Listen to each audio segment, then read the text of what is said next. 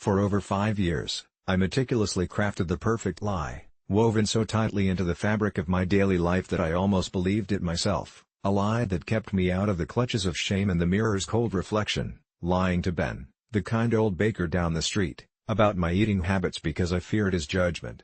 It started innocently when I asked him to cut my favorite pastry into smaller, less guilty slices, claiming I was trying to cut back for health reasons, and to my surprise, he laughed and called me disciplined, encouraging me to treat myself occasionally.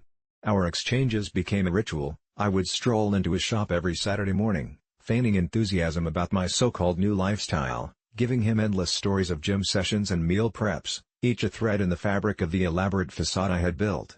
The baker would nod, his flour-dusted hands kneading dough as he listened to my tales, his face lined with years of warmth yet shadowed by the sorrow of losing his wife too soon, an author of pastries now living only through his creations and a burden on my conscience.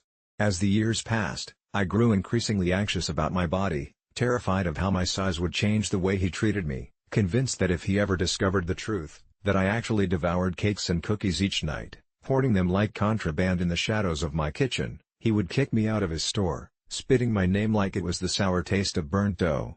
My lies spiraled into a twisted dependency. I claimed I was trying to be a role model for my sister, even as I made excuses not to join her for family dinners, all the while savoring sugary confections in private, the shame compounding like layers of fat in a pastry.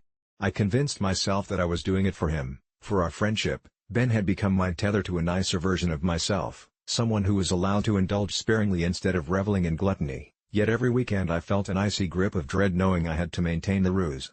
It wasn't long before I learned the depths of human ignorance. The day Ben offered me a job as a part-time assistant in his bakery felt like a dream, but it quickly twisted into my worst nightmare.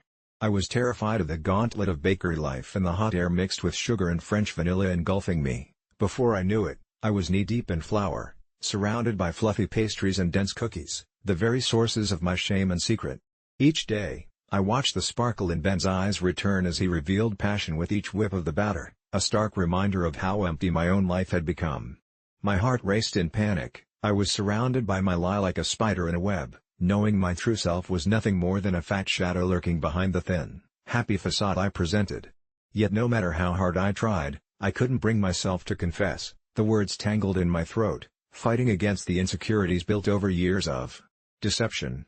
Yet one fateful day, everything changed, starting with the subtlety of strange occurrences, a ripple in the air that whispered of dread, a fading scent of vanilla, and a peculiar chill that swept through the bakery.